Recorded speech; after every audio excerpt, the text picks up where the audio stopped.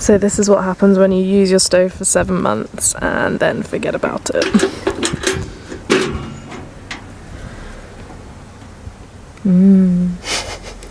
Time to get scrubbing. Currently sorting out our tie down system for our fridge. A little bit last minute, we're going in a couple of days, but getting it done.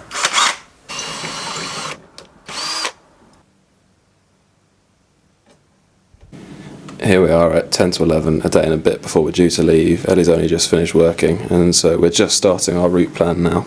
Got a coffee and we're ready to go.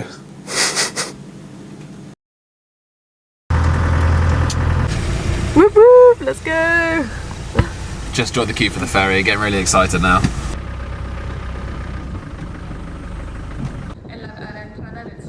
We realised that our travel timeline on YouTube might be a bit confusing, as this Morocco footage was actually taken last summer in 2023 before we recorded our previous Q&A video. But anyway, we hope you enjoy this mini Morocco series while we're back home working and preparing for our upcoming adventure across the Americas.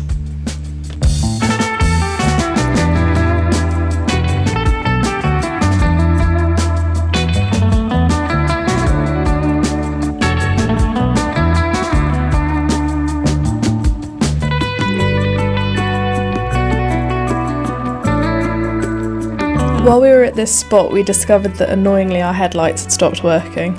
This obviously meant that we wouldn't be able to drive at night at all until we got them fixed. We decided that as we were just a day's drive away from Algeciras where we'd be getting our ferry, we'd wait until we'd crossed over to find somewhere to get them fixed in Morocco, as it would probably be cheaper, plus we didn't really want to be stuck in Spain for an extra day, waiting around for them to be fixed and miss the next ferry. So we carried on down south towards Algeciras to go and buy our ferry tickets from everyone's favourite ticket agent, who you may have heard of if you've watched any other Morocco videos. We are at Carlos's famous ticket agency where Ellie got her tickets 8 years ago with her family, and loads of other people online have recommended this place. We've got our tickets for Morocco, really excited now.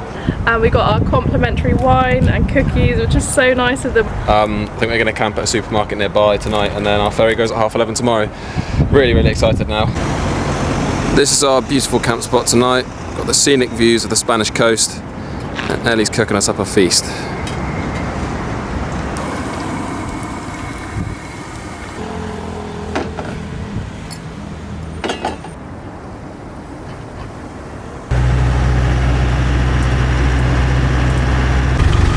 Sat for 3.5 hours now. It looks like we're finally going through to passport control. Once we're through that, we can start the chaos of sorting everything else on the ship. We somehow ended up at the front of the queue, which is pretty good. Hopefully that means once we get onto the ship, we can then also just get on with the paperwork nice and quickly.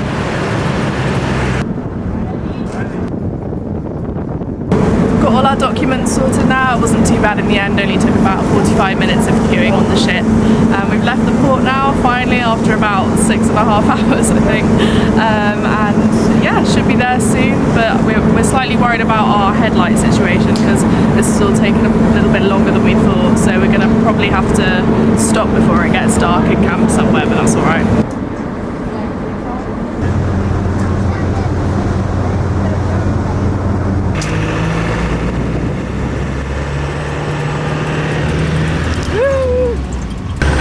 Insurance is all sorted now, we're out of the port. I can't believe we're in Africa.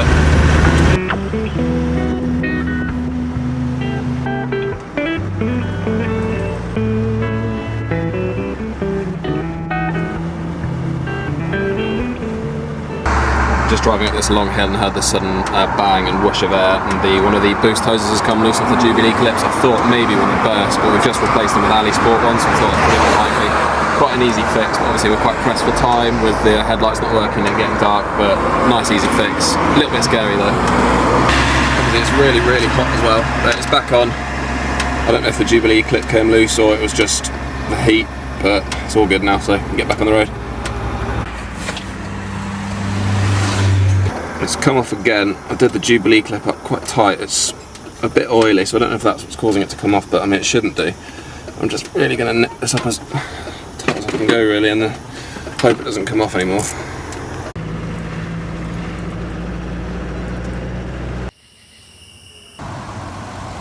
We made it to this spot pretty late in the end last night. I think we cut it slightly fine with the headlights in the dark situation. The last little bit, David just had to kind of hold it on full beam, didn't you? We thought that was probably safer than not having lights at all. But anyway, we made it here safely in the end. It was all good. It's a really nice spot, and we're off to Chefchaouen later today.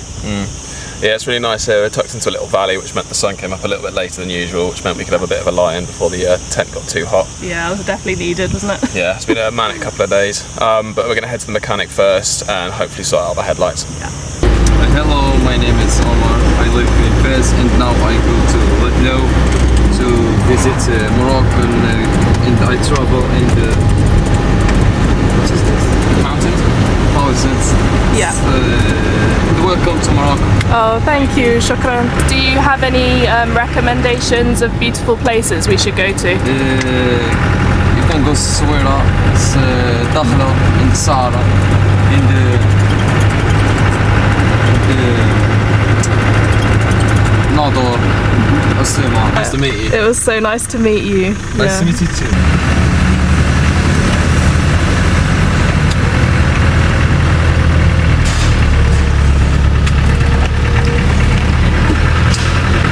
We've just been to a garage in Chefchaouen to ask them if they've got the light switch.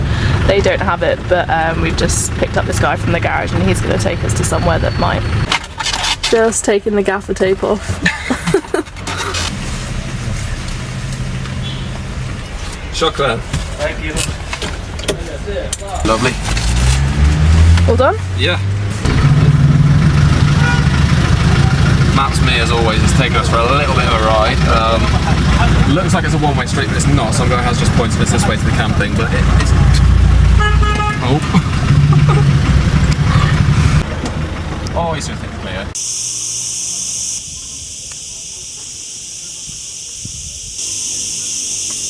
We found a campsite above Chefchaouen nice and early.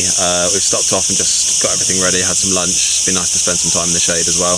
We're going to go to town in a little bit. I'm just going to fix the switch and we'll just get a few things sorted and then head down. We've been chilling at the campsite for a bit because it was just way too hot to do anything earlier.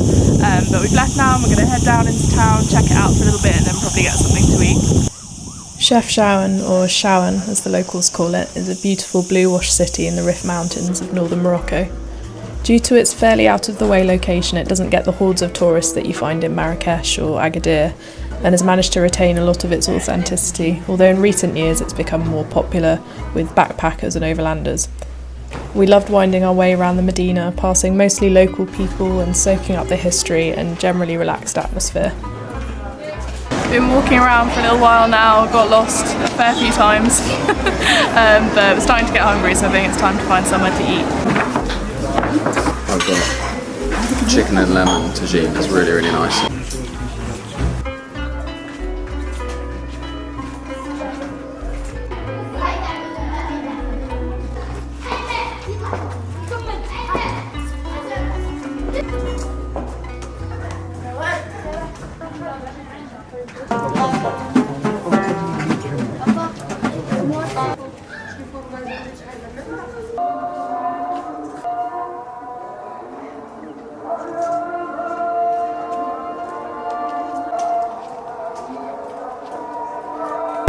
Really enjoyed walking around Chefchaouen last night. It's such a beautiful town, and it was quite a relaxed vibe. It was maybe quieter than I kind of expected. I guess this time of year it's not actually peak season, so yeah, it was fairly relaxed. Obviously a lot of it is catered to tourists, but it did still kind of, a lot of it seemed fairly real, which was nice. And we're back on the road now and heading to Fes, which I'm really excited for. We've left a campsite in Chefchaouen. We've stayed at campsites actually for the past couple of nights, which is kind of a new thing for us. We don't usually do that, but it's been quite nice to just have a shower and stuff, especially when you don't know how often you're going to be able to find water. So yeah, they've been fairly basic but nice, but I think we're ready to have a bit of space and be out somewhere a bit more wild. If you've watched any of our other videos, you know we tend to do quite a lot of driving and don't necessarily always take it super easy, just because we like to move on and go to new places each day. We have learned already on this trip that we do need to take it a bit easier, especially with the heat, because we are only away for 3.5 weeks. It's more of a holiday than a big trip, and so yeah, we're just learning that we need to stop when it is hot. We just need to make sure that we're being safe as well as, you know, keep on moving on and doing what we want to be doing. One thing we've noticed as we've driven the last couple of days is people working through the heat of the day. We've seen women bashing olive trees to collect up the olives, and men doing work at the side of the road at 2-3 o'clock when it's the hottest part of the day. Just, I don't know how they do it, but they're obviously really used to it. It's really interesting to see. What just happened, David? We just went to the toilet in service station, and a girl came up to me about 7 years old and asked if I could. I thought she was asking if I could take a picture of her and her sister. I was like, yeah, sure. And then she said no, and she wanted a picture with me. So I'm not really sure why, but.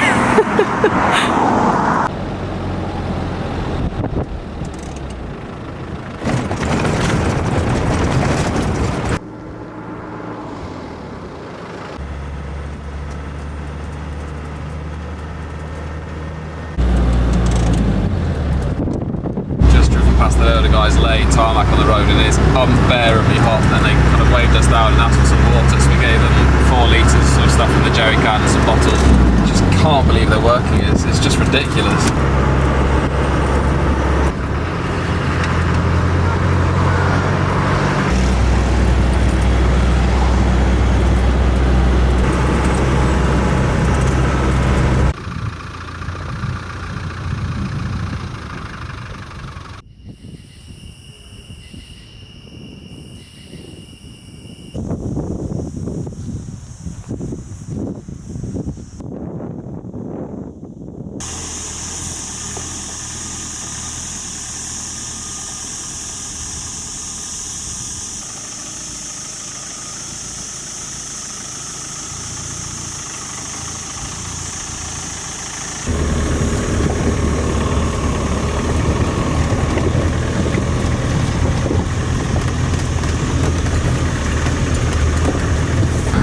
We ended up wild camping last night, but it wasn't quite what we'd imagined it would be. We drove up this track for about 20 minutes. I found somewhere on Google Maps that looked like it was on top of a mountain, and so we drove up this track for quite a long time through some olive tree farms, and then got to this really beautiful clearing next to some pine trees with a pretty crazy view over Fes. But yeah, so we set up the tent, we got into bed, and then about an hour and a half into sleeping, we had people kind of knocking on the tent asking us to wake up. So I got out, and there was this older man and 2 younger guys, and they were saying, well, you can't sleep here, we're security. And I kind of thought, I'm not really sure. So I just asked why we couldn't sleep here, and then they suddenly said we could. And I was just really confused, and so they said, yeah, you're welcome to Morocco, you can sleep here, and I was like, oh, okay, great, and got back into the tent, and then about maybe 10 or 15 minutes later they were banging on the tent again, and over the next, I think, hour, they kept coming back saying, oh, you need to do this, you need to speak to this guy. Every time we were falling asleep, we just heard, Monsieur, outside. And and then they got me on the phone with the police, and they were trying to ask for me to send a picture of my passport, and eventually we were able to just sleep there, and they left us alone. But I think it was about 1:30 when we finally were left alone for the final time, and then I think it's because it was near their olive trees, wasn't it? So they were just a bit like nervous about us being there. I think they were a bit which wary. Is fair enough. And the police officer I spoke to on the phone, he I think was worried about our safety and security, but we were fine. It was very safe. But then the older man came back this morning and basically made sure we left. So we he just watched us pack up until we left. We didn't organise ourselves properly because he was just stood there. I wanted to kind of sort the Land Rover out. We didn't have breakfast, so we just sort of left. But yeah, we got the wild camping experience we wanted. It was a shame, wasn't it? Because it was such a nice spot. It would have been so good if we hadn't had all the hassle. But anyway, that's why we're looking dead. Another night with just a couple of hours sleep. Hopefully tonight will be a bit better.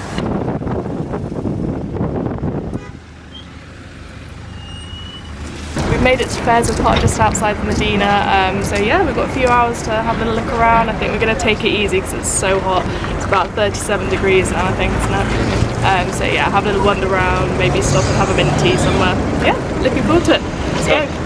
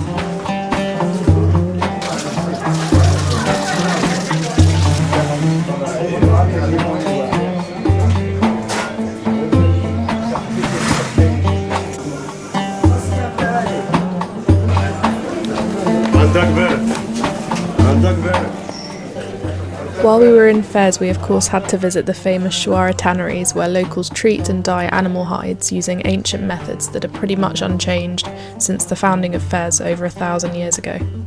First, the skins are soaked in vats of donkey urine, pigeon droppings and salt to soften them, and as you can imagine the smell is pretty intense. The treated hides are then steeped in dyes made from natural ingredients like turmeric, poppy, henna, saffron, indigo and mint. The finished, beautifully coloured leather is made into all sorts of products that you can find in souks all over Morocco. While it's a bit of an attack on the senses and you'll likely be hassled by a lot of people along the way, the tanneries are an incredible piece of living history to witness and it's well worth a visit.